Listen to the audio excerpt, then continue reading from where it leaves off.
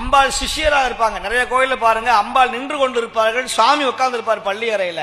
நிறைய பேர் பள்ளி அறையை தப்பா நினைக்கிறான். பள்ளி அறைனா வேற அர்த்தம் நினைக்கிறான். பள்ளிக்கூடம்னு சொல்றோம். ஏன் பள்ளிக்கூடம்னு ஏன் சொல்றோம்? பள்ளிங்கிற வார்த்தை ஞானம் புகட்டுகிற இடத்துக்கு பேரு பள்ளின்னு பேரு. அந்த பள்ளியறை பூஜையில நீங்க திருநெல்வேலிக்கு போனா தெரியும், அங்க சுவாமி பல்லக்கில இருந்து வருவார், அம்பாள் அங்க இருப்பாங்க. உடனே அம்பாள் நின்று கொண்டு இருப்பார்கள், சுவாமி உட்கார்ந்து இருப்பார்.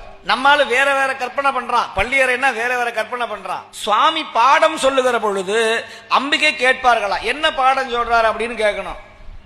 இப்ப இன்னைக்கு இந்த டேட்ல இந்த நாள்ல இன்னைக்கு சுவாமி கணக்கு எழுதுவார். பக்கத்துல இருந்த சண்டிகேஸ்வரர் கணக்கு எழுதுவார். இன்னைக்கு காலையில யாரார் வந்தா, யாரெல்லாம் திருவாசகம் பாடினா, யாரெல்லாம் எத்தனை பதிகம் பாடினா, யாரெல்லாம் சாப்பிட்டு ஓடி போனா, யாரு சாப்பாடுக்கு மட்டுமே வந்தா, யாரு தூங்குனா, யாரு குறை சொன்னா, அப்படின்னு எல்லா கணக்கையும் சண்டிகேஸ்வரர் எழுதுறார். இந்த கணக்கு எங்க போகும் அப்படின்னா, இந்த கணக்கை எழுதி நேர இன்னம்பர் அப்படிங்கிற ஊருக்கு போய் சேரும். கும்பகோணம் பக்கத்தில் இருக்கிற இன்னம்பர் எழுத்தறியும் நாதர் கோயிலுக்கு போய் சேரும். இந்த லெஜர், இந்த பாவ கணக்கு லெஜர் இன்னம்பர்ல இருந்து இந்த அக்கௌண்ட்ஸ் எல்லாம் நேர சிதம்பரம் போகும்.